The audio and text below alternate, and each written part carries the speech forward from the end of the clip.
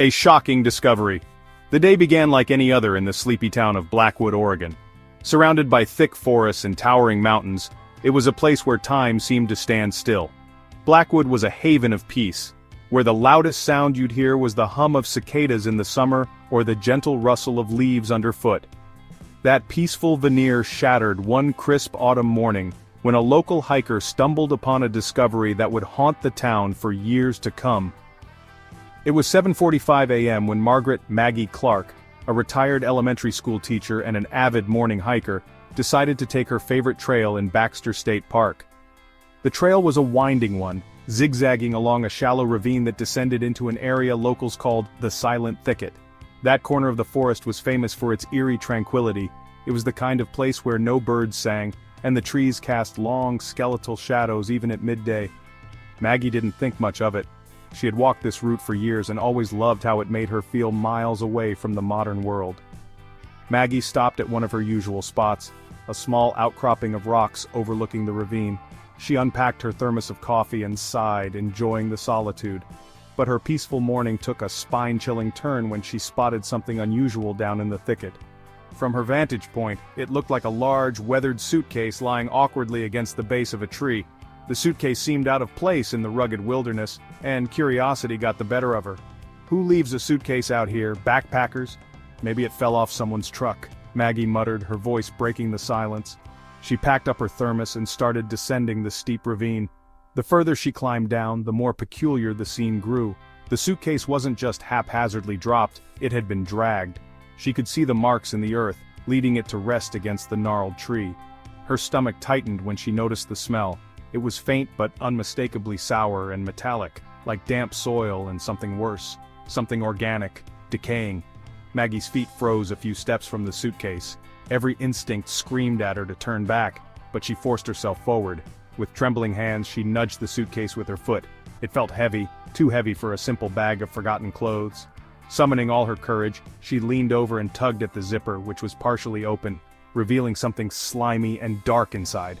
The vile scent hit her with full force now, and she staggered back, covering her mouth. "Oh God! Oh God! Oh no!" Maggie whispered between gasps. She ran from the suitcase a few feet before her phone buzzed in her jacket pocket. Her hands trembled as she dialed 911. The discovery sent shockwaves through the peaceful town. Blackwood's residents weren't used to crimes of this nature, but this was only the beginning of a web of disturbing truths that would soon unravel. One suitcase tucked beneath a quiet tree in a forgotten forest would lead law enforcement on a manhunt across state lines and reveal one of the most horrifying criminal rings the region had ever encountered. The call to 911. 911! What's your emergency? The calm female voice on the other end immediately registered the distress in Maggie's labored breathing. I'm on Angel's Rest Trail in Blackwood. Oh my God, I think it's a dead body, Maggie managed, her words tumbling over each other in panic. Ma'am, please take a deep breath for me. Can you tell me what you found exactly? The dispatcher asked. The sound of typing filled the void as her fingers quickly logged the report. It's a suitcase. There's a suitcase down here in the thicket and it smells. Oh God, it smells. I can't. Maggie's voice cracked, tears welling in her eyes as the full weight of the situation sank in. Ma'am, stay where you are. Do not approach the suitcase again, okay? Officers and rescue teams are on their way. Arriving on scene, Deputy Sheriff Luke Harris and Officer Amanda Diaz were the first responders, and they arrived at the trailhead within 15 minutes. Maggie stood near her parked car, clutching a blanket around her for comfort as bystanders began gathering nearby, whispering speculations and taking nervous glances toward the nearly invisible path leading into the woods. Harris, 6'2" inches with a sturdy build and quick eyes, greeted Maggie with a calm but firm tone. Miss Clark, I'm Deputy Harris. Can you show us where the suitcase is? Maggie nodded, her face pale as she led the officers down the winding trail. The suitcase remained where she had left it, stark and unsettling in the dappled shadows of the thick trees. When Officer Diaz approached it, flashlight in hand, she stopped abruptly and turned back toward Harris. We've got something real bad here, Diaz muttered under her breath, keeping her face composed. She crouched, scanned the area for evidence of tampering, then opened the suitcase slightly wider with her gloved hands. Inside was the body of a young woman, her limbs curled unnaturally to fit into the tight confines of the suitcase. She looked to be in her early 20s, her jeans and jacket muddied and torn. Most disturbingly, her wrists were bound with coarse yellow nylon rope, her fingernails caked with dirt, as though she had tried to claw her way out of something before ending up here. Harris immediately radioed in for backup, his tone clipped. "This is Deputy Harris calling in, confirming 10:54. We're gonna need major crime scene support out here on Angel's Rest Trail. Cause of death unknown. Suspected homicide. Over." The gravity of the situation. By noon, the once secluded, silent thicket had become the epicenter of a full-scale crime scene. Yellow tape cordoned off the entire area as forensic teams, crime scene investigators, and even the sheriff arrived. A drone flew overhead, mapping every inch of the surroundings. "We've got drag marks leading deeper into the woods. It doesn't look like she walked here willingly," one of the forensic crime techs briefed Harris. "There's no ID yet, but judging by her clothing and the state of her injuries, this isn't a recent dump.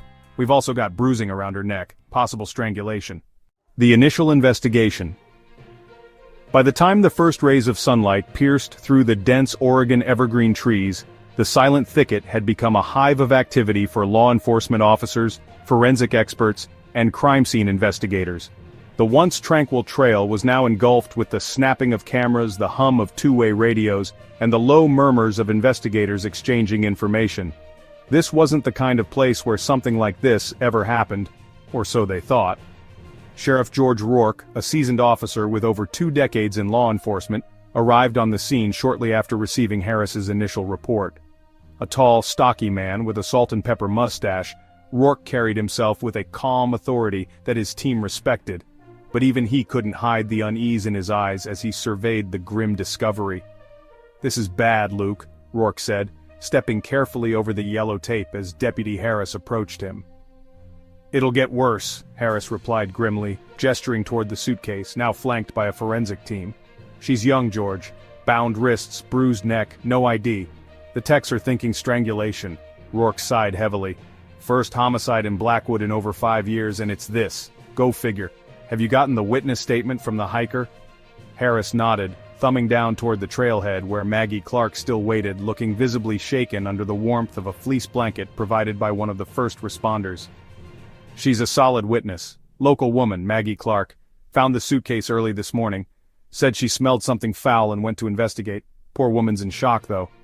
"All right, let's keep her nearby for now. We might need her to clarify a few things," Rourke said, his tone laced with sympathy. "Building the case." That afternoon, Officer Amanda Diaz sat across from Maggie Clark in a small room at the Blackwood Sheriff's Department. Maggie held a steaming cup of tea, though she hadn't had a sip since sitting down. "All right, Maggie, let's take this slow," Diaz began, offering a calming smile. "You already walked us through most of what happened, but I just want to go over it one more time just so we don't miss anything, okay?" Maggie nodded hesitantly, twisting the cup between her hands. I didn't want to open it," she stammered. "But something about that suitcase just didn't seem right. The marks in the dirt, it looked like someone had dragged it there." Diaz leaned in slightly, her tone soft and steady. "You said there was a smell, can you describe it?" Maggie scrunched her face at the memory. "It was awful. Like something rotten, but metallic too. I almost threw up when I got close." "All right, and did you see or hear anything unusual before finding it? Cars, people, anything out of the ordinary?" She shook her head. "No, it was so quiet. It always is out there. That's why I hiked that trail. I like the peace." Diaz scribbled down a note, then paused. "Maggie, I know this is a lot to take in, but you've been really helpful. Just one more question. Did you touch the suitcase, beyond, opening it?" Maggie looked down at her hands, as though expecting to find guilt in her palms. "I nudged it with my foot first, then unzipped it a little. She stopped, her voice hitching. "I didn't know what was inside, I swear." "You didn't do anything wrong," Diaz assured her gently. "We just need to be thorough. You've been really brave, Maggie." Clues begin to surface. Back at the crime scene, forensic specialist Dr. Henry Mathers was combing through the suitcase and its contents. The body of the young woman had already been carefully removed and transported to the county medical examiner's office for a full autopsy, but the suitcase itself was proving to be just as revealing. "Sheriff, you're going to want to see this," Mathers called out from his crouched position. Rourke and Harris made their way over. Mathers had laid out several pieces of evidence from inside the suitcase: scraps of cloth, dirt, some hair strands, and a shiny metal key looped onto a blue ribbon. "A key?" Rourke asked, squinting at it. "Appears to be for a padlock," Mathers explained, holding it up with tweezers. Might have been used for whatever held her before she ended up in this suitcase. And the hair? Harris interjected. Mathers gestured to a small evidence bag. Close cut, dark, coarse, doesn't match the victim's hair. I've sent it for preliminary testing, but I'd wager it comes from someone else. Great. So we might have more than one person involved, Rourke muttered. He knew how quickly cases like this could spiral.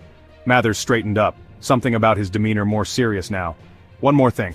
There's soil residue inside the suitcase, doesn't match the forest floor here. I'll have the lab analyze it, but my guess? The suitcase was stored elsewhere before being dumped in the thicket. Expanding the search. By mid-afternoon, the sheriff's department had set up a temporary command post along the trailhead, and word of the grim discovery had started spreading throughout the small town. Residents stopped by, expressing shock and concern, while reporters from the next county over began sniffing around for details. Harris stood at a folding table cluttered with coffee cups and a map of the area. He was on the phone with dispatch. No license plates reported in the area, and nothing on the trail camera that faces the park entrance. Either they came in on foot, or they ditched their car far enough out that we wouldn't pick it up. Rourke, standing nearby, looked up sharply. What about the guy at the Northwest Maintenance Road? He's always out there fixing potholes. Maybe he saw something. I'll check, Harris said, waving toward one of the junior officers. The victim's identity. While the field investigation continued, Dr. Mallory Green, the county medical examiner, was working meticulously in her lab. She had spent hours examining the victim's body, documenting every bruise, cut, and detail that might piece together the young woman's final moments. Just as suspected, her time of death was estimated to be 48, 72 hours prior to discovery. But it was something else that caught Dr. Green's attention. A faint tattoo on the inside of the victim's left wrist, a small crescent moon. She carefully photographed it, hoping it might provide a lead in identifying the victim. Meanwhile, the victim's prints were being scanned against state and national databases. Around 8 p.m., a hit came through. Emilia Torres, a 22-year-old woman reported missing 3 days prior in Salem, Oregon, about 90 miles away. Linking the pieces together. By nightfall, the sheriff's department was astonished to learn that Emilia's disappearance was part of a string of similar reports across Oregon in the past year. Young women, mostly from struggling families, disappearing under mysterious circumstances. Rourke gathered his team in the command post. "This isn't random," he said, his voice heavy. "She wasn't just in the wrong place at the wrong time. Someone targeted her. Someone planned this." A chilling pattern of disappearances. The following days after Emilia Torres's identification were nothing short of frantic at the Blackwood Sheriff's Department. The realization that Emilia might not have been an isolated victim, but part of a chillingly larger pattern, sent shockwaves through the small Oregon town. Sheriff Rourke and his team worked tirelessly, piecing together fragments of reports and whispers from surrounding counties. Their efforts kept leading to the daunting possibility that Emilia's death was just the tip of the iceberg. Morning briefing at the department inside the Blackwood Command Center, a corkboard bearing photos of Emilia Torres and other missing women had become the focus of attention. Bright-colored sticky notes and strings connected locations, dates, and vague statements from witnesses. Around it stood the core investigative team: Rourke, Deputy Harris, Officer Amanda Diaz, and a pair of detectives sent in from the state. "We're not just dealing with a dead body in a suitcase," Rourke began, his voice quiet but commanding. He rubbed his temples, gesturing for everyone to take their seats. "This is shaping up to be something much, much bigger." Harris passed around a stack of files, one for each attendee. "All right, here's what we're looking at," he began, flipping open his own. "We've now linked Emilia Torres to 3 other possible victims across the state, 2 in Salem, 1 up in Portland, and 1 just south of Eugene, all within the last 6 months. Do the math, these disappearances are too similar for that to be a coincidence." Detective Sarah Quincy, an out-of-town investigator with piercing gray eyes, leaned forward. "Walk me through it," she said, tapping her pen rhythmically against the file. "What's the common thread here? Why these women?" Officer Diaz spoke up, gesturing at the corkboard behind her. "Each one was reported missing under what we're calling vague circumstances.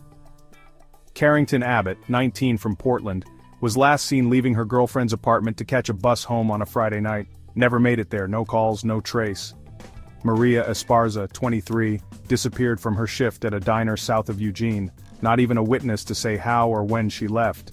Then there's Sophia Daniels, 20, a college sophomore in Salem, last spotted leaving a library late at night. Quincy frowned. That's 3 different cities, 3 different situations. Diaz nodded gravely. But look closer. They all fall into the same demographic. Young women, early 20s, all slender builds, all dark-haired. And, she continued, her voice tightening, none of these women lived in affluent neighborhoods. They were from working class or struggling families. Harris chimed in. We cross-referenced financial records too. Turns out, Amelia Torres's parents were 2 months behind on their mortgage. Maria Esparza's car had just been repossessed, and Carrington Abbott's last bank transaction was a cash withdrawal for $200, the exact amount her landlord had demanded to extend her overdue rent. Rourke leaned back in his creaking chair. Whoever's behind this isn't just targeting women for no reason, they're preying on desperation. Breaking the silence. Later that afternoon, Diaz and Harris went out into the field to knock on doors in Blackwood's quieter neighborhoods. One of their stops was Amelia Torres's family home. Sophia Torres, Amelia's mother, looked drained as she greeted them at the front door. Clad in an oversized cardigan, she ushered them inside with shaking hands. Down the hall, a family portrait sat on an end table, featuring Amelia in her high school graduation gown, beaming with unbridled hope. "Thank you for coming," Mrs. Torres said wearily, clutching a box of tissues. She offered them tea, which neither officer accepted out of politeness. "It means a lot that you're still looking into this. I can't believe this is happening, my baby girl." "We're so sorry for your loss, Mrs. Torres," Diaz said gently, lowering herself into a folding chair across from the woman. "I know this is difficult, but we need to ask a few follow-up questions. It could help us figure out how Amelia was put in harm's way." Mrs. Torres nodded through tears. "I'll do whatever I can." Diaz leaned forward. "We saw in a previous interview that Amelia had recently been looking for work. Do you remember her mentioning any particular job opportunities?" The older woman thought for a moment, gripping her tissues tightly. "She did, actually. A few weeks ago she was excited about some job she said paid well. Something where she'd be helping organize supplies for a local business. She never gave me a name though. I asked her twice, but she said it was still being arranged." Harris scribbled notes. "Did she say how she found the job?" "Online," Mrs. Torres replied quickly. "She spent a lot of time on the computer lately. I think it was one of those listings where what do you call it? You sign up and someone contacts you." "What about meeting anyone?" Diaz pressed. "Did she go to any interviews?" Mrs. Torres bit her lip, visibly shaking her head. "No, not that I know of. But she did get a phone call one night. I remember her writing something down in her notebook after she hung up. God, I wish I had pushed her for more details." Diaz and Harris exchanged knowing glances but didn't push further. It was clear Mrs. Torres was overwhelmed. A startling cold lead.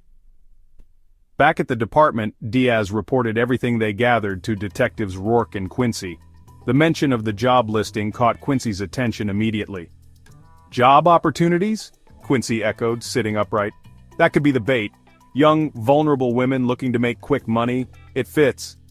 "And what if it's not just Amelia?" Rourke added, locking eyes with her. He gestured at the corkboard again. "It's possible the same tactic was used for other victims, but families either didn't catch on or never mentioned it. If this is organized, it's incredibly calculated." In the corner, Mathers appeared with his cell phone.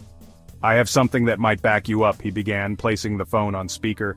"We cross-checked crime scene data with Amelia's autopsy. That key we found in the suitcase? It matches the lock design on a unit in a self-storage facility 2 counties over." "You're kidding!" Harris blurted out. Mathers' voice remained grim. "Already sent a few officers to check it out. We'll know soon enough what's in there." The revelation at the storage unit. By the time evening fell, news broke in the department. The storage unit had been opened. Inside were more disturbing clues. Discarded clothing, women's shoes, fake documents, and empty suitcases identical to the one Amelia's body had been found in.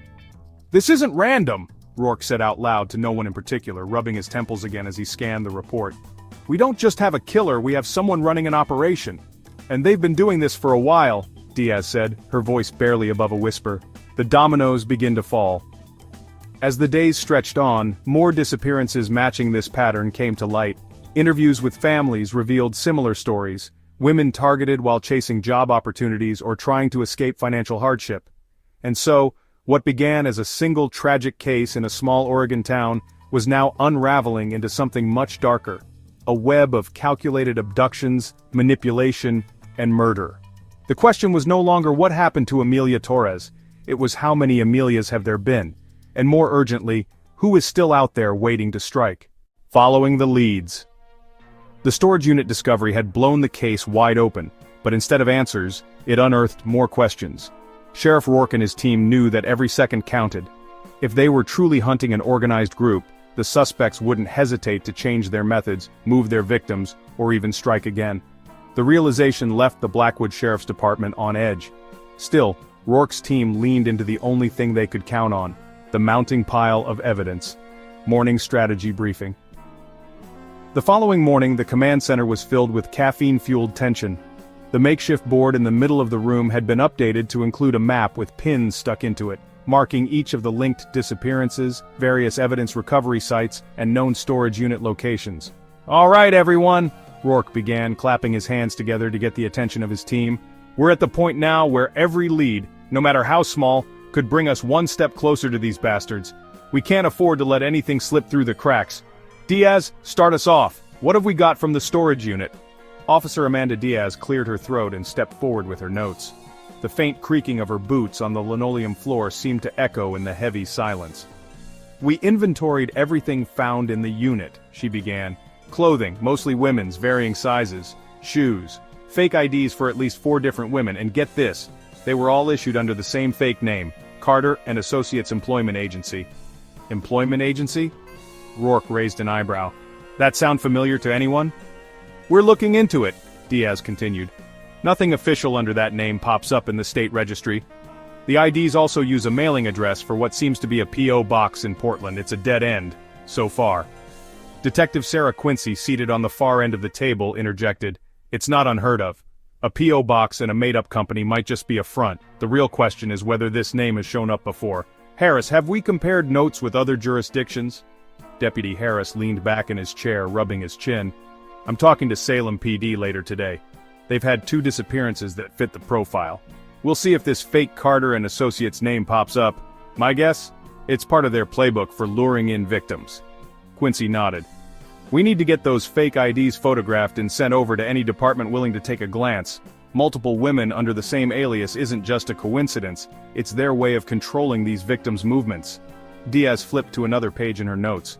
"Speaking of control, forensics came back with preliminary results from the hair samples found in both Emilia's suitcase and inside the storage unit. 2 out of 3 match, male, mid-40s, coarse black hair. And it's not in any existing database. Obviously, whoever our guy is, he's done a good job of staying off the system." A phone call leads to the next clue.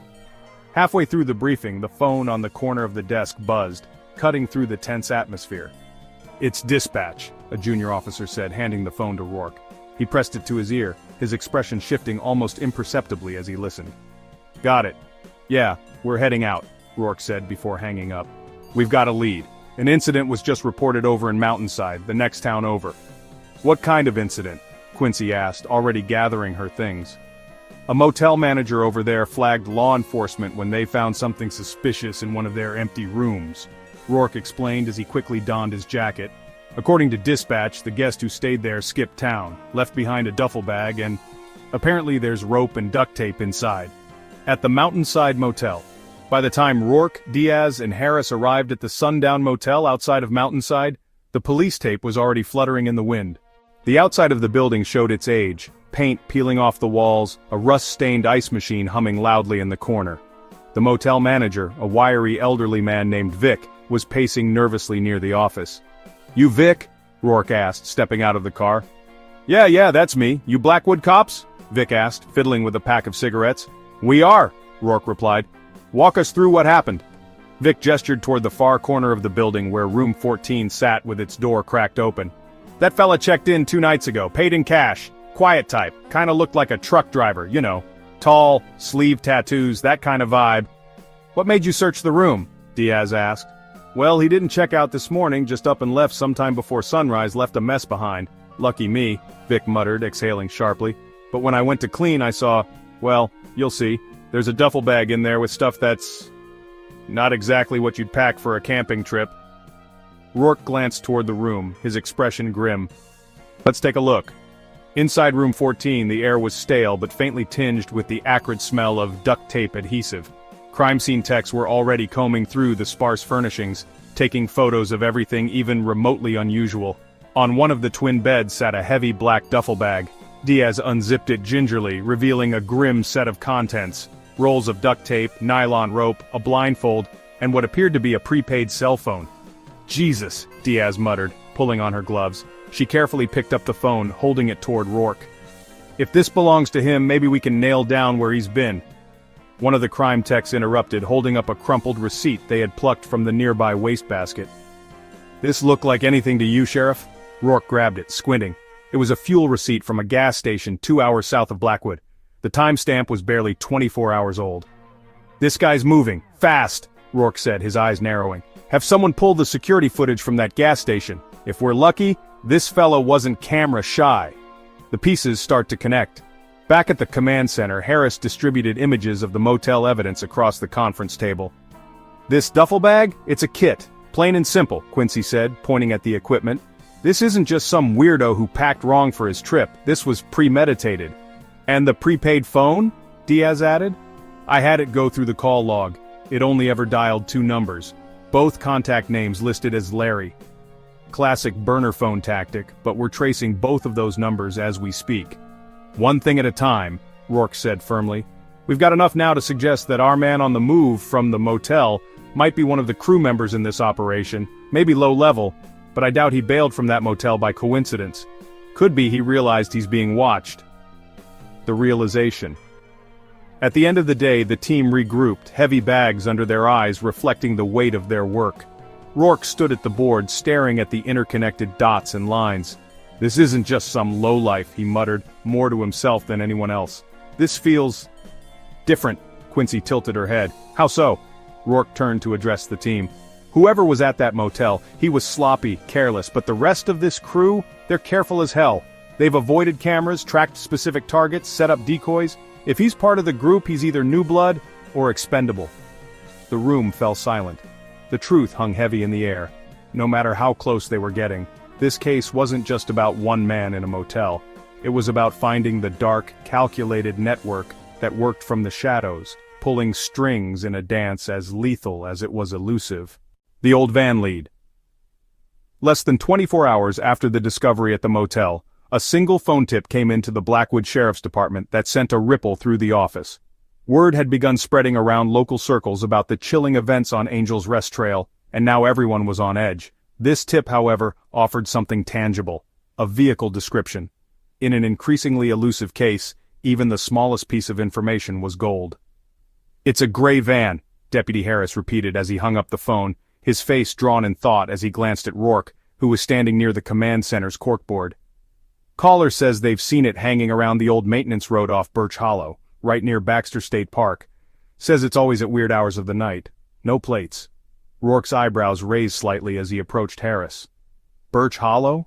What's even out there? That's not a residential area, is it?" "Nope," Harris replied, shaking his head. "Closest house is miles away and it's mostly Forest Service roads and private property. But the caller swears it's the same van they've seen a few other times over the past couple weeks, always late at night, always driving slow. They didn't think much of it until—" He gestured toward the map displayed on the corkboard, where Angel's Rest Trail was marked with a red pin. "Until all this started hitting the news." Rourke crossed his arms, staring at the map as if willing it to provide the answers. "A gray van, no plates, always in rural areas in the middle of the damn night. Could just be some drunk poacher or a guy trying not to pay his parking tickets, but it could also be our guy." The witness interview. Within the hour, Diaz and Harris were en route to meet the anonymous tipper, a local named Marvin Thornton. Marvin lived in a weathered ranch-style home at the edge of the forest, the kind of place that always smelled faintly of wood smoke and damp leaves. He greeted them on his front porch, adjusting his trucker hat nervously. "You the ones from the sheriff's office?" he asked, his eyes darting past them as though he expected trouble to follow. "Yes, sir," Diaz affirmed, pulling out her notepad. "Thank you for calling in. We just have a couple questions about what you've seen."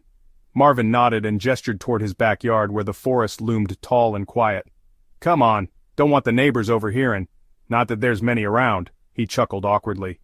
The three made their way to an old metal picnic table at the edge of his property. Marvin sat down, his hands fidgeting with the zipper on his jacket. "It's just... well, I'm not trying to start trouble, but I got a bad feeling about that van. I'm retired Forest Service, 32 years. You get to know the land, you know? And you get to know what doesn't belong. Like the van? Diaz prompted, sliding smoothly into the interrogation without making him feel pressured. Yeah, Marvin replied, scratching his grizzled chin. First time I saw it was maybe 3 weeks ago, around midnight. I was walking out back with my dog, Champ, when I saw headlights cutting through the trees over on Birch Hollow. Didn't think much of it. Figured it was some lost hiker, but the way that van was moving, slow like it was looking for something, it didn't sit right. And when did you see it again? Harris leaned forward slightly, his tone measured. Last week, Marvin confirmed. Same time of night. This time I was out near the road, loading up firewood. The van pulls off to the shoulder, just sits there with the engine running for at least 10 minutes. No one gets out, no lights except the parking lamps. Did you approach it? Diaz asked. Marvin snorted. Hell no, I ain't stupid, ma'am. But I did grab my flashlight and point it toward the road. Soon as the beam hit the van, it takes off like a bat out of hell. That's when I knew something was off. And last night? Harris pressed. Didn't see it myself last night, Marvin admitted, his voice growing quieter. But my neighbor over at the Birchwood Hunting Lodge swears he saw the same damn van parked back on one of the old service trails. Said the driver got out, looked around, then headed into the woods carrying something. Couldn't say what, though. Diaz jotted down a quick note. Is this neighbor someone we could talk to? Marvin hesitated. Yeah, but he's not always too keen on talking to law enforcement, kind of a loner. Still, I can ask him for you. Any details that'll help, right? Absolutely, Diaz reassured him, standing up. You've been a big help, Mr. Thornton, and if you see that van again— I know, Marvin interrupted, nodding grimly. Don't be a hero. Just call you folks. Searching the records back at the department, Diaz, Harris, and Rourke delved into DMV records, trying to track any registered gray vans. Between state databases and national vehicles without license plates, the task was exhaustive. Most pointed to long-since abandoned or stolen vehicles. This is nuts, Harris muttered, scrolling through the endless entries on his monitor. Do you know how many damn vans exist in the state of Oregon? Too many, apparently, Rourke quipped, walking over with a new lead in hand. Listen, I had dispatch pull up prior reports of suspicious vehicles in nearby counties. Anything matching the description Marvin gave us. One popped up. What do we know? Diaz asked, spinning her chair around to join the conversation. 3 towns over about a month ago, Rourke explained, laying a printed report on the table. A gray Chevy Astro van was reported loitering near an abandoned parking lot off the highway. The caller said they heard what sounded like banging coming from the back of the vehicle before it took off. By the time patrol cars arrived, it was gone. No plates, no identifying marks. That lines up too neatly, Harris said, leaning over the report. Diaz frowned in concentration. If this is the same van, then it's been traveling all over the state. But it feels like it keeps circling back near Blackwood. Maybe there's a reason. Rourke stared at the map on the board, where pins marked sightings and evidence. Maybe, or maybe they're just waiting for the heat to die down before moving. Something. Or someone. A nocturnal stakeout. Determined to pin down the van, the team set up a nocturnal stakeout along Birch Hollow, unmarked vehicles, binoculars, and long, thermos-filled hours waiting in silence. Just as the air started to feel heavy with defeat, a faint sound crept through the stillness. There! Harris hissed, pointing into the dark woods. Headlights, dim and almost sneaky, moving slowly toward one of the forgotten maintenance trails. Well, I'll be damned, Rourke whispered, gripping his radio to alert nearby units. That's gotta be it. The van came into view for a brief moment as it passed under a clearing, a dusty gray exterior, no plates, just as Marvin had described. It pulled into the trees and disappeared into the thick shadows. Do we follow? Diaz asked, already reaching for the ignition. Rourke clenched his jaw. No lights, no sirens. Trail it, but don't spook them. If this lead is real, it could take us straight to wherever these bastards are hiding. Capturing a broker. The deeper the team from the Blackwood Sheriff's Department dug into the murky web of connections, the more unsettling the picture became. The gray van had seemingly evaded direct pursuit after the stakeout at Birch Hollow, disappearing into the dense Oregon forest. But Rourke and his team didn't give up. They leaned harder into tracing its breadcrumbs. And a few days later, a critical break came through an undercover operation, the name of a possible suspect, a middleman allegedly working for a larger criminal network. His name's Dominic Hayes, Diaz explained during an emergency briefing. Street name, they're calling him Echo. He's a broker, a recruiter for an underground ring that deals in human trafficking. Most of his victims, young women trying to climb out of debt or struggling to scrape by.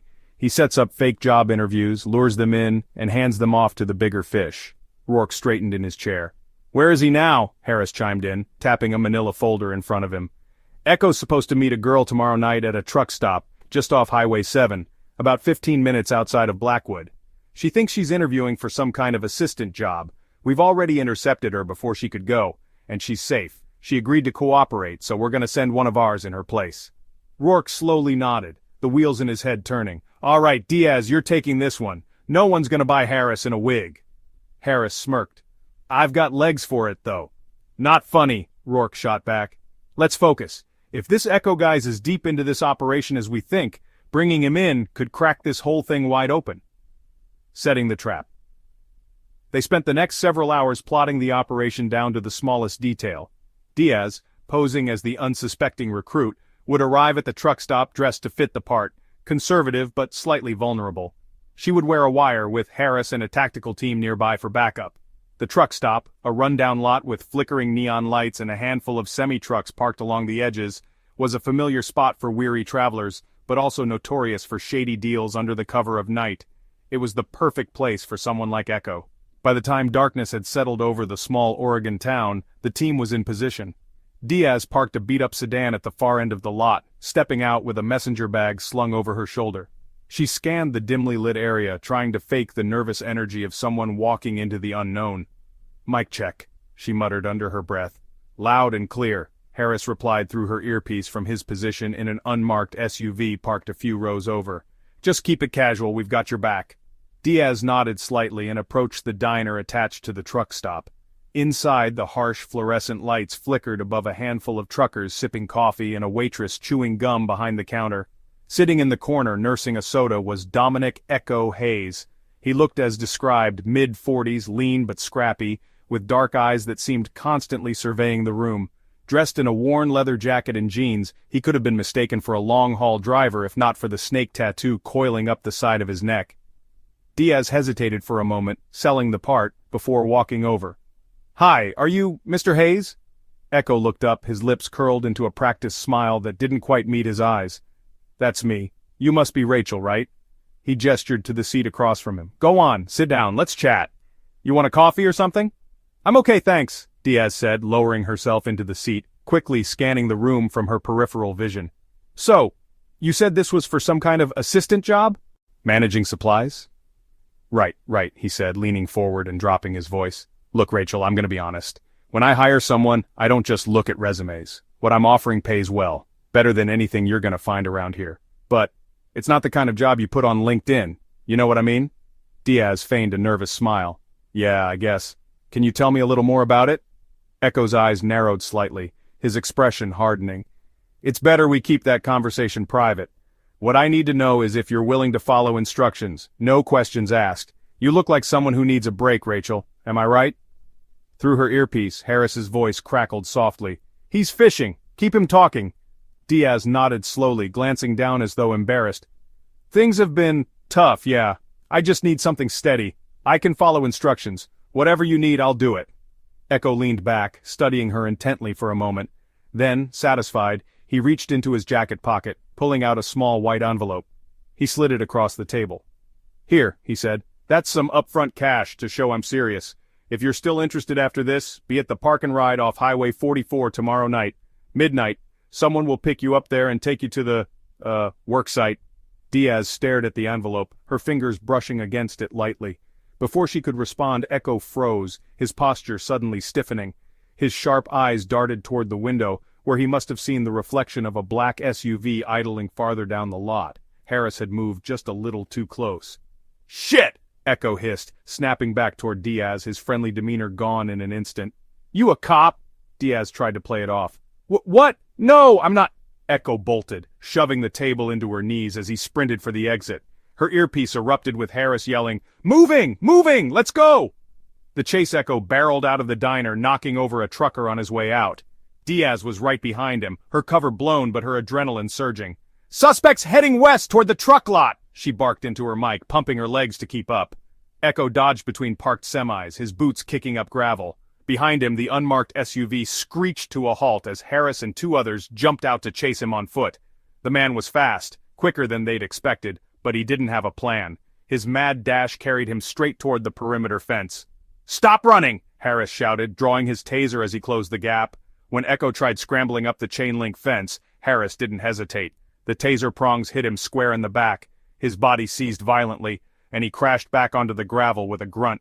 Within seconds, Diaz and the others were on top of him, snapping cuffs around his wrists. Interrogation. An hour later, Echo was seated in the Blackwood interrogation room, still fidgeting despite the cuffs shackling him to the table. Rourke stood across from him, his arms crossed, his expression a cold mask. "Dominic Echo Hayes," Rourke said, reading from a file. "Recruiter for a trafficking network, right? You know exactly why you're here." "I don't know shit," Echo spat, glaring up at him. "You're caught," Rourke said, leaning closer. "We have your face, your deal at that diner, and about a dozen other breadcrumbs. You want to keep playing dumb, fine, but I promise you the people you work for won't take your silence as loyalty. They'll treat you as loose ends." Echo's bravado faltered for a fraction of a second. It was enough. "All right," he muttered, "but you don't get me. You don't get the whole picture. I'm just the middleman." "Then tell me who's at the top," Rourke pressed. The mastermind revealed the name Uncle Robert hung in the air like a storm cloud. Dominic Hayes, Echo, the middleman, the recruiter, had cracked just enough to let it slip, but the name itself didn't match any existing criminal in the FBI or state databases. It was a ghost, a shadow. Yet the way Echo said it, with a mix of fear and bitterness, told Rourke and his team that this was no ordinary operator. Whoever Uncle Robert was, he wasn't just pulling strings, he was controlling every piece of this horrifying puzzle. Rourke exhaled deeply as he stepped out of the interrogation room, rolling his shoulders in frustration. "Uncle Robert," he muttered to Harris and Diaz, who were waiting in the observation room. "Never heard of him before in my 30 years. What about you, Harris?" Harris shook his head, crossing his arms. "Nope. Name doesn't ring a bell.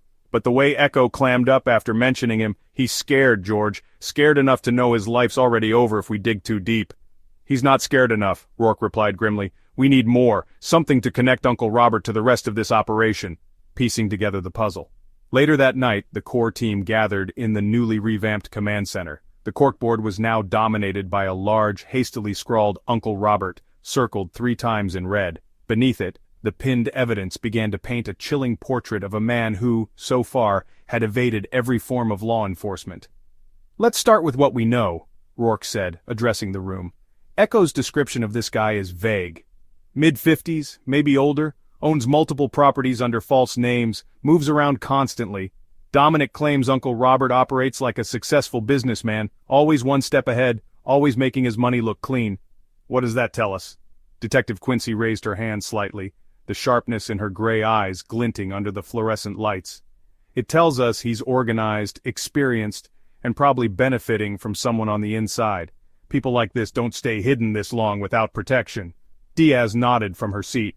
"And not just inside protection," she added. "We've seen what he does to these women. False hope, manipulation, brutal enforcement. This isn't amateur work, he's built an infrastructure here." Harris leaned forward, tapping the table with his pen. "Let's talk motive. Why's he doing this? Profit? Power trip? What's his angle?" "Both," Rourke answered flatly. "The trafficking ring is about money, big money. The more vulnerable the victim, the easier the profit. But Echo said something else, something that didn't sit right with me." "What's that?" Diaz asked. "He said Uncle Robert doesn't just kidnap these women to sell them. Some of them don't make it out alive," Rourke said, his voice heavy. "He's not above using brutality to make his point. Apparently, some victims are chosen for something they called repayment." The room fell ominously silent. They understood what that meant. Deepened investigation. By morning the team escalated their search. Harris lobbied for assistance from the FBI's Behavioral Analysis Unit, hoping the criminal profiler could help nail down Uncle Robert's psyche and patterns. While waiting for feedback, Diaz and Quincy pored over property records, searching for any leads that could point to laundered money or real estate connected to the mysterious Uncle Robert. "Found something," Diaz suddenly announced from behind her computer screen, her voice cutting through the quiet office. Rourke and Harris walked over, coffee mugs in hand. "What is it?" Rourke asked. "So I'm running background checks through shell companies Echo might have been working for. Look at this," Diaz said, pointing at her screen. "There's a property about 30 miles south of Blackwood, technically registered to a Rhodes Holdings. Owned under a trust fund. But the weird part? This trust has no listed beneficiaries and was created through an out-of-state attorney who specializes in surprise hiding assets. And you think this is Uncle Robert's? It's a solid possibility, Diaz said with confidence. Plus, get this. 3 different pickups registered under false names crossed through a toll plaza leading toward this property in the last 2 weeks, all untraceable. Harris whistled. That's a lot of traffic for a house in the middle of nowhere. Enough to be worth a look, Rourke said firmly, turning toward the corkboard. Get surveillance on it. I want eyes on anyone going in or out that property. A Cryptic Connection surveillance team staked out the property over the next 24 hours. The house itself, a 2-story brick structure with a detached garage, sat deep within a wooded estate, its driveway hidden by overgrown foliage. Multiple cars were seen pulling up, staying briefly, and leaving. Most suspiciously, the vehicles often carried large duffel bags or crates. Traffic's suspicious as hell, Harris noted during one of their stakeout updates, but we haven't seen Uncle Robert yet. Maybe he's lying low. Or maybe he's smarter than we think, Quincy suggested dryly. Guys like him don't show up at the front door. They have puppets for that. Late into the second night of surveillance, a possible breakthrough occurred. A vehicle, a sleek black SUV with tinted windows, pulled into the driveway and disappeared into the garage. A man matching Echo's vague description stepped out briefly, speaking to 2 men unloading packages. Got a visual, one of the officers called in, training their binoculars on the suspect. Mid-50s, heavy-set, salt and pepper goatee, matches the physical profile. It's him, Diaz whispered from her surveillance post. Uncle Robert. A calculated strike flushed with the hope of breaking the case wide open, Rourke ordered his team to assemble a tactical strike. The goal was simple: take down Uncle Robert alive and seize the entire property for evidence. No mistakes, Rourke instructed the gathered tactical officers. This guy knows what he's doing, and he won't hesitate to run the second he gets spooked. We're hitting this place hard and fast. Under the cover of pre-dawn darkness, the tactical unit moved in. Vehicles surrounded the perimeter, and officers secured entrances with precision. Rourke issued the final order, and the team breached the doors with calculated efficiency. The scene inside the property was chaos. Several unidentified accomplices bolted for the back exit but were quickly subdued by officers stationed outside.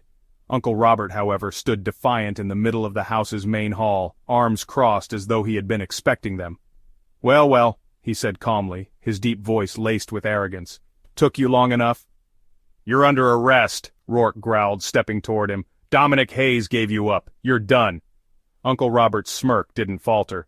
Dominic? Yeah, not surprising. He always was the nervous type. But let me ask you something, Sheriff. What do you think happens next? What happens is you go to prison, Rourke fired back. Uncle Robert raised a single eyebrow. We'll see.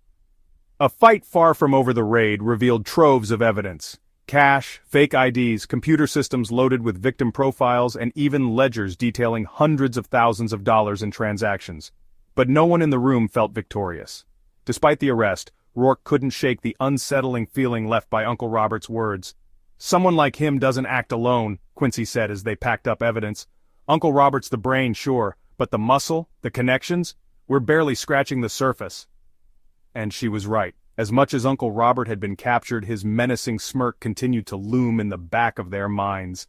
The operation had layers, and Rourke knew they weren't even close to unraveling all of them. For the women still missing, for the lives already lost, the real question remained: just how deep does this go? The holding site discovered. The discovery of Uncle Robert's property was like pulling at the thread of a tangled web. Each move unraveled another horrifying layer. Despite his arrest, Rourke and his team knew they had barely scratched the surface of the operation. They needed more, not just evidence to solidify the convictions, but answers about the missing women who had yet to be found. A week after the raid, a lead emerged from one of the secured computers seized from Uncle Robert's property. Diaz and Harris had spent days combing through encrypted files, hoping to crack something useful. Late one evening, Diaz leaned back in her chair, her eyes transfixed on the screen as realization dawned. "George!" she called out to Rourke, her voice trembling slightly. "What have you got?" Rourke asked, stepping closer, coffee cup in hand. Diaz pointed at the screen. "Coordinates. I think we just found where he's keeping them." Piecing together the coordinates. The coordinates led to an unassuming address deep in the Oregon wilderness, about 40 miles from Blackwood. It was a secluded plot of land bordered by dense forest on all sides, far from prying eyes. Satellite imagery showed a cluster of dilapidated structures, an old barn, a trailer, and what appeared to be a large metal shed with rust bleeding down its sides. It was exactly the kind of isolated, out-of-sight location Rourke feared would exist. "This better not just be another dead end," Harris muttered as the team gathered around the monitor. "It's not," Diaz insisted, her voice firm. "This property was mentioned in 3 different transaction records from Uncle Robert's ledgers, always under different names, but look at the pattern. Same address, multiple references to freight deliveries and instructions to keep everything clean and silent. This is it." Quincy tapped the screen, her sharp eyes narrowing. "We're not talking about a smuggling route here. If these are holding facilities, there's a strong chance we'll find more than evidence." The room fell silent. The weight of their collective hope that someone, anyone, might still be alive, was palpable. "All right," Rourke finally said, his voice heavy but determined. "We're not waiting around on this one. Assemble a team. We move tonight." The raid. The tactical team approached the property just after midnight under cover of darkness. The winding dirt road leading to the location was quiet, except for the occasional rustle of wind whipping through the trees. The mood inside the convoy of unmarked vehicles was tense. Each officer knew the stakes could not have been higher. Rourke communicated through the radio. "All right, listen up, this isn't just another bust. We've got probable cause to believe there are hostages on site. We go in fast, secure the perimeter, and prioritize getting those people out alive. No one takes risks. Any questions?" There were none. The sound of muffled affirmations buzzed back through the radio. As the team drew nearer, the first thing they noticed was the eerie quiet. The driveway leading to the site was a narrow, overgrown path barely wide enough for the vehicles. When the convoy stopped, the team quickly exited and fanned out into formation, their flashlights cutting through the suffocating blackness of the Oregon wilderness. Reconnaissance before breach, Harris knelt at the edge of the tree line, binoculars pressed to his face. "I see the shed," he murmured into his mic. "2 guards posted outside, armed. Looks like they're smoking, pretty relaxed. We've caught them off guard." Diaz's voice crackled softly through the channel. "The barn's quiet. No movement at the entrance, but the door's ajar. I can't see inside from this angle." "All right," Rourke replied. "Team 1, focus on the shed. Team 2, you're with me for the barn and trailer. We move on my signal." The tension was thick as the officers crept closer, crouched low along the uneven ground. From this distance, they could make out faint sounds, murmurs coming from inside the shed, a metallic clang, and something else that made their hearts quicken, a muffled sob. "They're in there," Diaz whispered. "I'm sure of it." "Hold position," Rourke commanded. He didn't want any move that could alert the guards too soon. Breaking through on Rourke's signal, Team 1 breached the shed in a coordinated strike, flashbangs exploding against the quiet night. The guards outside barely had time to react before being subdued. Several officers stormed the interior while others secured the perimeter. Inside, the team was met with a nightmare far worse than anything they had imagined. Machinery, ropes, chains, and filthy mattresses lined the walls of the shed. Caged partitions stacked to the ceiling contained women, disoriented, malnourished, and terrified. Some clung to each other in the dark, their eyes blinking against the sudden light. Others seemed too weak to move. "We've got survivors!" Harris shouted, radioing back. 6, maybe 7, calling in medical teams now." But not everyone was alive. On the far side of the shed, the bodies of 3 women were found sprawled across a concrete floor, their wrists tightly bound and bruises blooming across their skin. The team fell silent for a moment as the gravity of the scene set in. Diaz, who had entered with Harris, swallowed hard, her throat tightening. "Rourke," she said into her mic, her voice breaking. "They didn't make it." Rourke's chest tightened, but he steadied his voice. "Understood. Focus on the living. We're clearing the rest." The trailer offers more answers. While the shed was being secured, Rourke led Team 2 to the abandoned trailer nearby. Kicking in the door, they were immediately hit with the smell of decay. Inside was a makeshift office, the walls plastered with photographs, maps, and handwritten notes scrawled across yellowing paper. Old laptops, burner phones, and a safe were stacked atop a desk, cluttered with ledgers containing names. Some of the names had check marks next to them, others were crossed out. "God damn," Quincy muttered, donning gloves to sift through the chaotic mess. "This is the entire operation laid out. Names, targets, transactions, they documented everything." Rourke nodded grimly. "Bag it all. Cross-check it with what we found at Uncle Robert's place. If there's a systemic structure here, we need to know every piece." Wait! Harris called out, lifting a worn photograph from the pile of papers. He held it up to the flickering light. This can't be! What is it? Rourke asked, stepping closer. It's another woman from the missing reports, Harris murmured. But she's not alone. She's standing next to Uncle Robert. And someone else. Quincy squinted at the picture. Jesus, she said after a moment. If that's who I think it is, this goes higher than we thought. Aftermath and reflection. By dawn, the site was secured. Each survivor was carefully transported to hospitals for immediate care. News of the 3 deceased women spread through the team like wildfire, a sobering reminder that they hadn't been fast enough to save everyone. Back at the precinct, Rourke stared at the corkboard, his gaze falling on Uncle Robert's smug mugshot. This place wasn't just a holding site, Rourke finally said. It was a hub, and he's not the top. Not yet. There's someone bigger out there, and they're still running this. Diaz, sitting at her desk with heavy eyes after hours of paperwork, looked up. Then we find them. Rourke's face hardened. Damn right we do.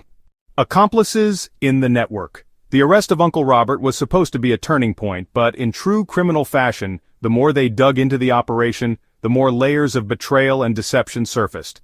The deeper Rourke and his team went, the harder it became to ignore the uncomfortable possibility. Uncle Robert wasn't working alone, not just within his organization, but with someone on the inside. He had accomplices deeply embedded within law enforcement, and perhaps even beyond. The first hint of a mole. It started with a routine review of the raid's aftermath. Diaz had noticed something was off while reconciling timelines of the operation. Maps, surveillance reports, and even key details about the strike seemed to have been leaked somehow. This doesn't make sense, Diaz said one tense morning, leaning over a cluttered table in the war room. Look at these timestamps. The guards at the shed knew we were coming. Not fully. You saw how we still caught them by surprise. But they had a heads up. Someone tipped them off. This isn't speculation, George. They were expecting trouble. Rourke rubbed his temples slowly, his face hardened. You're saying this wasn't just dumb luck on their part? Harris stepped into the conversation, arms crossed. Dumb luck doesn't put men with guns exactly where they need to be to slow us down, no way. Diaz is right. The way they positioned those guards at the shed, they weren't defending the property, they were delaying us. Delaying us long enough for someone more important to get the hell out of Dodge, Diaz finished. Rourke scowled, scanning the pinned evidence on the corkboard like it might magically reveal the missing connection. You two keep digging. If there's someone on the inside feeding intel to these bastards, I want to know who. Yesterday. Following the paper trail. For days, Diaz and Harris worked tirelessly, combing through communication logs and cross-referencing confidential information that had mysteriously leaked prior to the major busts. The deeper they went, the more alarming the inconsistencies became. One late night at the precinct, Diaz slammed a folder down on the table, startling Harris. Found it, she said, her voice low but confident. Found what? Harris asked, leaning forward. Diaz flipped the folder open, showing a log of flagged phone calls made to numbers associated with Uncle Robert's operation. These calls came from inside the sheriff's department, Harris, hours before our stakeouts. 2 separate times. Harris squinted at the logs. Shit, they didn't even use a burner phone. Either they're cocky, or they think we wouldn't know how to piece it together. Rourke walked in with a fresh cup of coffee, looking like he hadn't slept in days. What have you got? Diaz slid the logs across. The calls came from our office, boss. Someone here is tipping them off. Rourke's jaw tightened, and he leaned over the table, his hands braced against the edge. Who's the bastard? He demanded. That's the problem, Diaz replied. The calls were routed through a generic line with no specific signature. Whoever it is, they know how to cover their tracks. Silence filled the room like a weight pressing down on their shoulders. Finally, Harris spoke up. What if it's not just one person? What are you suggesting? Rourke asked. I'm saying Uncle Robert's operation is too big to pull off without systemic help. Look, I hate to say it, but the deeper we get into this, the more it looks like there's a whole network covering for them. Somebody in dispatch, somebody with access to raid schedules, probably someone in IT helping them bury their tracks electronically. I bet his tentacles are everywhere. Diaz nodded grimly. If Harris is right, then we're not just looking for one mole, we're looking at a conspiracy on a scale we've never dealt with before. The unexpected discovery. It was nearly 1 a.m. when Diaz, exhausted but relentless, stumbled upon a breakthrough. She had begun sifting through suspicious financial transactions by department employees when something caught her eye. A junior officer with no prior history of misconduct had regularly been receiving payments from what appeared to be a shell company. That same officer, Jackson Wyatt, had also logged into the department's secure database hours before the raid on Uncle Robert's property. "I think I found our guy," Diaz announced to Rourke and Harris in an emergency meeting 8 hours later. "Wyatt?" Rourke asked, his eyebrows furrowing. "He's a kid, barely out of the academy." "That's exactly why he's perfect for this," Diaz countered. "Under the radar. Overworked, underpaid, ideal candidate to pressure or pay off." Harris tapped the file, flipping through Wyatt's public records, his connections, and recent activity. "Yeah, this tracks. Look at this. Debt up to his eyeballs. Credit cards maxed out, car payments behind. He's the perfect target for Uncle Robert's people. Toss him a few grand, he'll happily hand over whatever they want." "You're sure about this?" Rourke asked, his voice deadly calm. "Confident enough to bring him in for questioning," Diaz said. The confrontation. Wyatt was called into the interrogation room under the guise of discussing a clerical error, but when he saw Rourke, Harris, and Diaz waiting for him, he blanched. "Officer Wyatt," Rourke began, his tone measured, "I need to ask you a few questions about some calls made from inside this building." Wyatt shifted uncomfortably in his seat. Calls? I don't know anything about—" "Cut the crap!" Harris snapped, slamming a file onto the table. "We've got the logs, Wyatt. Calls traced from your credentials from your computer. And, get this, we also have a record of some interesting payments deposited into your account. Care to explain?" Wyatt's face turned ghostly pale, his hands shaking slightly. I don't know what you're talking about. I never made any calls." "You sure about that?" Diaz asked, leaning in. "Because the shell company paying you, it's linked directly to Uncle Robert's operation." I didn't know it was him," Wyatt stammered suddenly, his voice cracking. "I swear I didn't know. They just told me to pass along raid times. That's it. I didn't know what they were doing." "You expect us to believe that crap?" Harris barked, his voice rising. "You handed them sensitive intel while they were running a human trafficking ring. You think that's just a minor whoops?" "I didn't have a choice," Wyatt blurted. "They had pictures of my family, my wife, my kid. They said if I didn't do what they wanted, they'd hurt them." For a moment the room went silent. Rourke stared at Wyatt, then crossed his arms and leaned back. "All right," Rourke said quietly. "Let's say we believe you. How many times did you help them?" 5 or 6, Wyatt admitted, tears brimming in his eyes. "I was supposed to call them last night to warn them about a new raid, but I couldn't do it. That's why you got the shed before they could clear it out. But they're going to know I failed, and if they find out I'm talking to you—" He trailed off, his voice trembling. "You're already in deep, Wyatt," Rourke said sternly. "If you want a shot at keeping your family safe and doing the right thing, you're going to tell us everything. Names, locations, contacts. You hold back even one piece and they're not the ones you'll need to worry about." Revealing the network.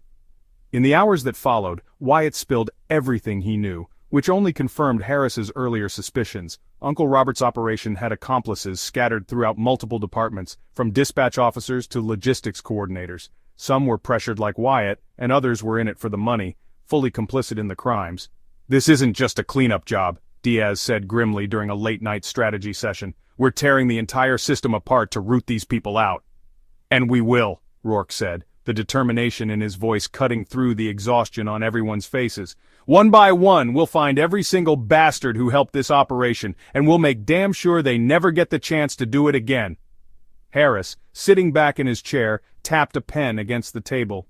"But we gotta move fast. If they know we're onto them, they'll scatter." "Then let's start hunting," Rourke said, his eyes locked on the corkboard littered with new names and red string. "This ends here." A high-stakes showdown. After weeks of dogged investigations, tireless digging, and painstaking strategy, Rourke and his team had finally managed to pinpoint the next critical target. Harris had uncovered key intel from cross-referenced financial records linked to one of Uncle Robert's shell companies. It led to a distribution site, an abandoned warehouse near the southern border. The team's contacts in federal agencies confirmed that a large shipment of freight was scheduled to move out from this site within the next 48 hours. What the team feared most? That freight wasn't boxes or stolen goods, it was people. "This is it," Rourke said, gripping the edge of the conference room table. His team was gathered around him, the tension thick enough to cut. "They're gearing up to move, maybe their final operation before they scuttle and disappear. If these bastards get across the border, we lose everything we've worked for." Diaz stood, stepping forward to address the team as the lead on Operation Logistics. Her tone was all business. "Here's what we know. This warehouse, an old trucking hub outside Junction Point, has been quiet for years, but the last 2 weeks, we've clocked a spike in activity. Trucks pulling in late at night, power kicking on for the first time in months, and shipments being organized. They're working fast, which means they're nervous. This makes them dangerous. She turned, pointing at a map pinned to the wall. They'll likely have a guard rotation heavily armed. They're expecting to move a group of hostages just before sunrise. Rourke nodded, watching his team absorb the information. When we go in, it's going to get messy. We can't afford mistakes. We need those hostages alive, and we need to take as many of these bastards down as possible. Everyone needs to keep their heads on straight out there. He let his eyes pass over each of them. Anyone who's not ready for this, speak now. No one moved. Harris broke the silence. Oh, we're ready. Let's take these sons of bitches down. The calm before the storm. The Blackwood tactical team regrouped that night in the operations center, conducting their final briefing under the flickering fluorescent lights. Maps, assault plans, and personnel assignments were spread across the room. Everyone had their gear prepped. Black tactical uniforms, Kevlar vests, radios secured, and weapons quietly loaded. Pinned in the center of the corkboard was an aerial photograph of the suspect warehouse.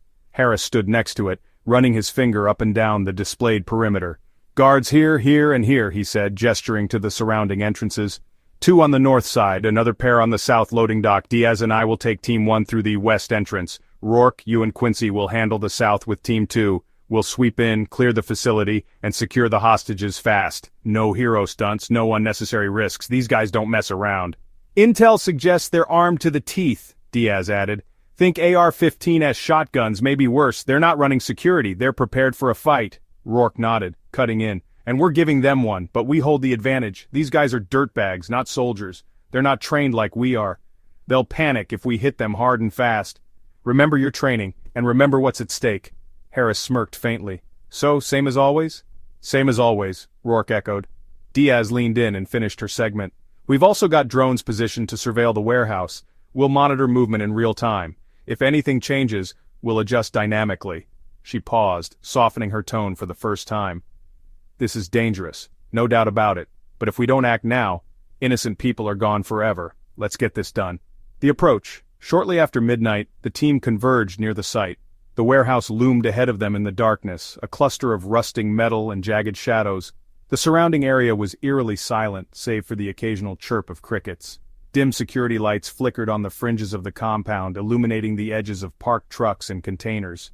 Rourke stepped out of an unmarked SUV, his boots crunching softly against gravel. He pulled his radio from his vest and leaned against the vehicle for cover. Ground teams, check in. Team 1, in position! Harris's voice crackled back over the channel. Team 2, we're ready, Quincy whispered, crouched low beside Rourke. Through his night vision goggles, Rourke could see faint silhouettes moving inside the warehouse. The drones were right, they're working fast, he muttered. Those trucks are loading something big. Everyone stays sharp. Diaz's voice chimed in next. Looks like around 8 guards rotated outside, boss. We're waiting for your green light. On my count, Rourke confirmed, gripping his rifle tightly. Move in 3, 2, 1, go. The clash chaos erupted as the teams breached the warehouse from 2 sides. The north and south doors were blown open simultaneously, flashbangs igniting like miniature lightning storms. Deafening cracks of sound reverberated as armed suspects shouted in panic, their voices drowned out by the thundering tactical advance. Rourke and Quincy led Team 2 through the south entrance, sweeping corners and neutralizing hostiles as they pressed forward. Gunfire echoed off the walls as several guards attempted a counterattack, but their disorganized bursts were no match for the well-trained officers.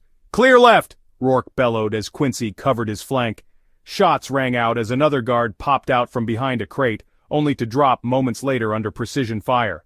Meanwhile, Harris and Diaz pushed through the west passage with Team 1.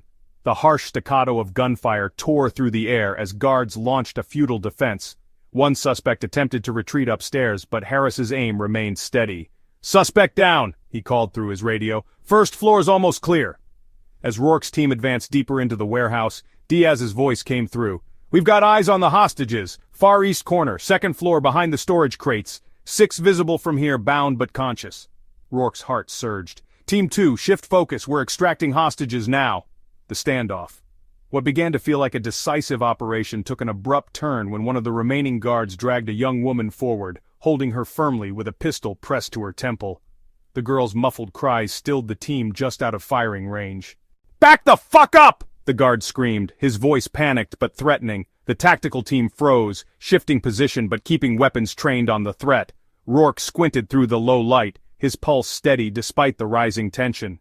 "Listen to me," Rourke called firmly. "This doesn't end well for you. There's no way out of here, but I'll give you a choice. Drop the weapon, let her go, and I guarantee you live to see another day." The guard's eyes darted wildly, his grip tightening. "Bullshit. I dropped this gun. I'm dead anyway." "No one's dying if you listen," Rourke pressed. "You think these people you're working for care about you? They'll cut you loose in a heartbeat." Diaz stepped slightly to the side, circling for a non-lethal shot. "You don't have to die here, just let her go. You've got two options, and one of them doesn't end with you bleeding out on the floor." Seconds dragged like hours as the man's adrenaline waged war against his common sense. Finally, with a trembling hand, he shoved the hostage forward and dropped his gun. Officers surged in, subduing him in seconds. Aftermath. By the time the sun crept over the horizon, the scene was secure. Every suspect had been apprehended or neutralized, and 6 hostages were freed from bondage inside the warehouse. As paramedics tended to the survivors, Rourke stood near the edge of the compound, watching the trucks being searched and processed. "This was big," Harris said, walking over to stand beside him. "I'd say we clipped their wings pretty good tonight." "No," Rourke replied, his voice heavy. "We took down a piece of it. A big piece, sure. But this thing's a hydra. Cut one head off and 2 more are waiting." "Yeah," Harris muttered, glancing back at the scene. "But at least now they know we're coming." Rourke nodded, his face lined with exhaustion and resolve. "We're not stopping until this whole operation burns to the ground, every last one of them."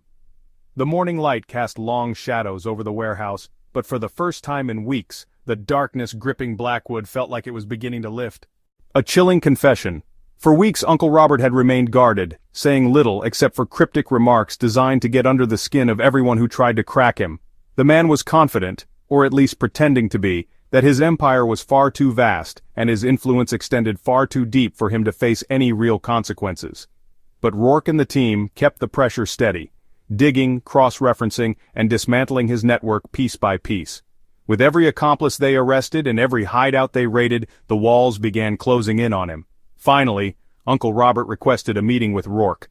The man who had smugly smirked through his mugshots and interrogation sessions seemed different now, cautious, wary, almost calculating. He hadn't cracked in fear or panic, but he had decided the time had come to speak. The setup for the confession. The interrogation room was as cold and stark as the day he'd been brought in. Uncle Robert sat in his chair, the chains on his cuffs clinking softly as he adjusted his posture. He looked more disheveled than before, his usual confidence dulled, though his eyes retained their devilish gleam. Rourke entered the room with Harris close behind. Both men carried a presence of quiet resolve, each armed with a binder full of evidence, a recorder, and a healthy dose of skepticism. "So you wanted to talk," Rourke said, pulling up a chair across from his prisoner. He placed the file on the table, unsnapped its clasp, and leaned forward, but didn't open it. "Convenient now that your network's buckling and you're running out of friends." Uncle Robert smirked, the corners of his mouth curling ever so slightly. "Friends are overrated, Sheriff, but I do admire your tenacity, tearing down the machine piece by piece." He clicked his tongue. "It's an impressive effort, really." Harris leaned against the wall, arms folded, his posture casual but watchful. "You're stalling, Robert. If you've got something to say, cut the theatrics and say it." Uncle Robert's smile broadened slightly. "Patience, boys. If I'm going to pour my heart out for you, I need, I don't know, a little professionalism, maybe some warmth in the room." "You seriously think this is your stage?" Rourke asked, his tone razor-sharp. He leaned even closer, locking eyes with the man. "You've got charges that would bury any other man alive, kidnapping, murder, trafficking. But sure, play cute. Let's see what you've got." For a brief moment, Uncle Robert stared at Rourke before leaning back in his chair and sighing. "You've done well, I'll admit," he started. "You found the holding sites, cut my supply lines, even picked up a few of my better operatives, made things rather inconvenient lately."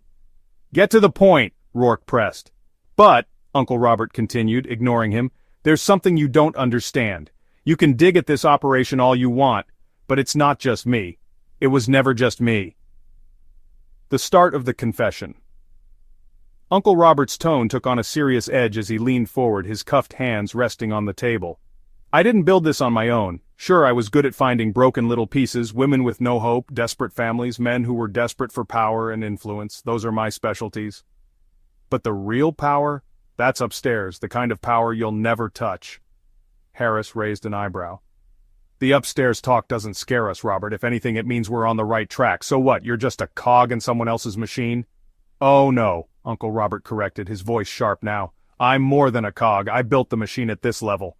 I found ways to make it stronger. My job was to deliver what they wanted, people. The ones they can sell, the ones they can use, and, he smirked, his voice darkening, the ones they can punish. Rourke's fingers tightened ever so slightly on the edge of his folder. Punish? He repeated coldly. What the hell are you talking about? Uncle Robert tilted his head, the smirk unwavering. Not everyone who joins my little empire plays nice. Sometimes girls don't obey the rules. Sometimes clients threaten to get chatty if things don't go the way they like. People need to be reminded that rules exist for a reason. So, yes, punish. And by punish, you mean execution, Harris snapped, his voice biting, killing them to keep your operation clean. Bodies in suitcases hidden in national forests for hikers to stumble across years later, Uncle Robert gave a small shrug. Better to make examples than leave loose ends. The extent of his empire. You've taken over 30 women in the last 3 years alone, Robert, Diaz said through the observation room microphone, her voice trembling with disgust. Some were sold, some were shipped overseas, and others are unaccounted for. Do they fall under your punishment classifications? Most of them, Uncle Robert admitted with an unnervingly casual demeanor. I don't tally the small details anymore, but yes, the unaccounted ones didn't make the cut. Either they failed the process or proved too much of a headache. The buyers don't like damaged goods. You're disgusting, Harris muttered under his breath. Uncle Robert's smirk widened into something feral. Disgusting? Maybe, but you have no idea how high this reaches. The men who line up for this, they're not just underworld scum, they're wealthy men, politicians, CEOs, household names, people who have everything except power over another person, and that's where I come in, or rather, where I used to come in. So what? This is you blaming everyone else? Rourke asked, his anger steady. Trying to excuse it by dragging in people higher up the ladder? No excuses, Sheriff. I know what I am, what I've done. None of it keeps me up at night because in my world, success is worth any price. He smirked again, adding, But you're not ready for the next chapter, are you? Harris stepped forward, speaking for the first time in minutes. What next chapter? Spit it out. Uncle Robert paused dramatically before leaning closer, lowering his voice to a chilling whisper. You'll never win this. The buyers, the connections, the players, they're already adapting. Another me? He's already out there. He's smarter, younger, sharper than I ever was. And you won't even know his name until it's too late. The true weight of the confession. Rourke finally stood up, slamming the folder shut. Let me make this clear to you, Robert. You're done. Whether you spill every detail or rot in a cell for the rest of your miserable life, this stops here. The women you hurt, the families you destroyed, we're ending it. No more networks, no more buyers, no more machines. Uncle Robert let out a low chuckle, his voice echoing in the cold room. You think I lose here? Sheriff, I've already won. I gave them what they wanted. The fact that you're sitting here chasing shadows tells me everything I need to know. Rourke turned to leave the room, his jaw tight. But before he stepped out, Uncle Robert's last words rang like gunshots in his ears. You'll never save them all, Sheriff. The game doesn't end. Even in chains, I've still got the power. Aftermath. In the observation room, the team sat in stunned silence. Diaz finally broke it. He's lying. He has to be. There can't be someone else already picking up where he left off, can there? Rourke rubbed a hand over his face. If he's lying, we'll prove it. If he's not, he exhaled sharply, then we've just scratched the surface of something even darker. Harris clenched his fists, his voice steely.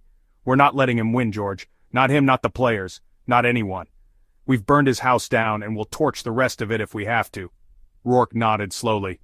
Then we start digging again. Every name, every connection, every goddamn shadow. We take it all down. And with that, the Blackwood Sheriff's Department prepared to face whatever new horrors the confession had unveiled, knowing full well that their fight was far from over. Justice delivered. After months of relentless effort, sleepless nights, and the darkest kind of discoveries, Rourke and his team were nearing the finish line of the case that had consumed their lives. The arrest of Uncle Robert and the dismantling of his widespread trafficking network had been a monumental step. But justice wasn't just about capturing the bad guys. It was about making sure they stayed behind bars and that the victims received the support they needed to reclaim their shattered lives. The trial preparation. The days leading up to the trial of Uncle Robert were among the most intense the Blackwood Sheriff's Department had ever faced. The sheer volume of evidence collected, from ledgers and digital files to eyewitness testimonies from the brave survivors, was staggering. Diaz, Harris, and even Detective Quincy worked late in the precinct's dimly lit war room, combing through every detail to ensure that no loophole could unravel their case. "We have 47 binders of evidence," Harris muttered one late night, flipping through one of the many files piled on the table. "This guy's lawyer is going to throw everything at us. If we miss one thing, even one—" "We won't," Diaz said firmly, not looking up from her laptop. "We can't afford to. We owe it to the survivors and their families." "And he knows it," Rourke cut in from the doorway, his coffee cup clutched tightly in one hand. "That smug bastard is counting on us slipping up. He thinks his money, his connections, and his so-called reputation are going to protect him, but not this time." Harris raised an eyebrow. "You think he's nervous?" "I think he's petrified," Rourke replied, his tone steel. "Getting caught isn't part of his world. Men like him don't see themselves as criminals, they think they're untouchable. The trial might just shatter that delusion." The survivors' courage. Perhaps the most extraordinary part of the case wasn't the evidence, it was the survivors. 6 women who had endured the horrors of Uncle Robert's operations came forward to testify. Each of them carried a bravery that no one on the team could fully comprehend. One of them, a young woman named Elena, had only just begun to recover from the ordeal when Diaz approached her about the trial.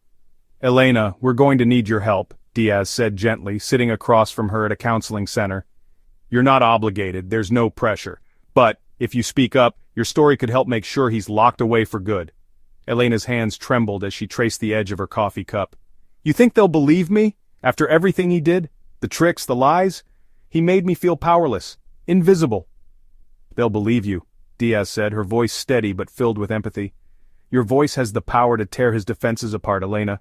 He's only strong because of the silence he created. You're stronger than he'll ever be." Elena closed her eyes for a moment, then nodded. "I'll do it. Not just for me, there are others still out there. He took everything from us. I'm not letting him win." The courtroom showdown. The trial itself was a spectacle, drawing media attention from across the country. Reporters packed the courtroom gallery, with some even lining up hours before the proceedings to secure a seat.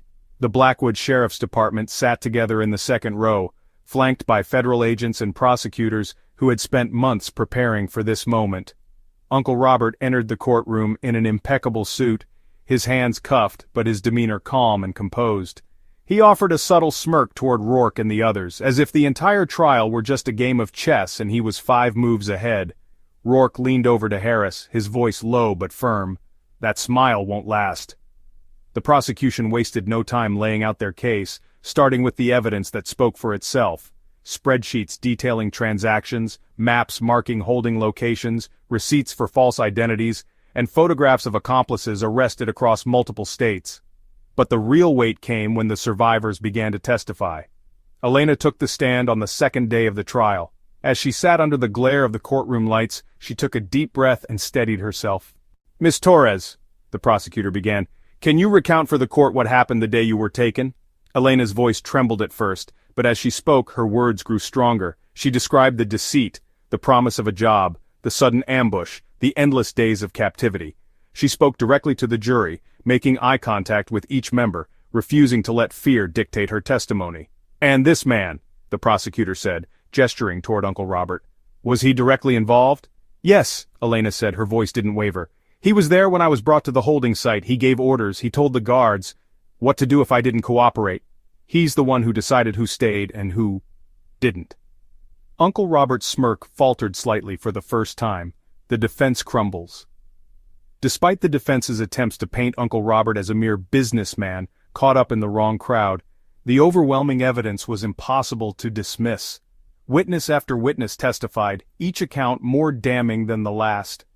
The jury watched footage of raids, listened to audio recordings, and read excerpts from Uncle Robert's own correspondence, which revealed his cold, calculated nature. Harris whispered to Diaz during a recess, "His lawyer's just spinning wheels now. They know they've lost." "They haven't officially lost until the jury says so," Diaz replied, though a faint glimmer of satisfaction crossed her face. But yeah, they're done. Sentencing day. It took the jury only 8 hours to reach a verdict. On the final day of the trial, the courtroom was electric with anticipation. Rourke and his team sat together in silence as the verdict was read. On the charge of kidnapping and human trafficking, guilty. On the charge of accessory to murder, guilty. On the charge of racketeering, guilty. The charges piled up, and with each guilty, Uncle Robert's composure faded. By the time the judge delivered his sentence, life without the possibility of parole, he looked pale and shell-shocked, his once arrogant demeanor replaced by something closer to despair. Rourke exhaled deeply, the weight of the months-long battle finally lifting, even just a little. Harris turned to him, a rare smile on his face. "It's over, George." "For him, maybe," Rourke said, though there was no denying the relief in his tone. "For us, there's still work to do." Justice for the survivors. While Uncle Robert's sentencing marked the downfall of the operation's mastermind, the team knew the fight wasn't truly over. Many of his accomplices were still at large, and the survivors still faced a long road to healing. After the trial, Rourke made it a point to visit Elena and some of the other survivors at a community center where they were receiving counseling. "This doesn't just end with a guilty verdict," Rourke told them. "What happened to you shouldn't have happened at all, but you stood up, you were brave, and because of that, he's never going to hurt anyone else again." Elena smiled faintly. "We couldn't have done it without you and your team. You gave us a chance to fight back." Reflection and moving forward. Back at the precinct, the team gathered in the war room for what felt like the first time without the crushing weight of impending deadlines or operations. The corkboard that had once been filled with names, red string, and photos of suspects was now cleared, save for one photo, Uncle Robert's smug mugshot with the word "convicted" scrawled across it in thick red marker. "So," Harris said, leaning back in his chair, "what's next?" "Next," Rourke replied, a small smirk forming, "we go after the rest of them. Uncle Robert's the head, but there are still arms and legs of this beast out there." Diaz raised her coffee mug. "To the next fight, then," Rourke nodded. "To justice." And as the team clinked their mugs together, there was a shared understanding. While one chapter of this battle had closed, their mission wasn't over. Justice demanded perseverance, and the Blackwood Sheriff's Department was ready to keep fighting.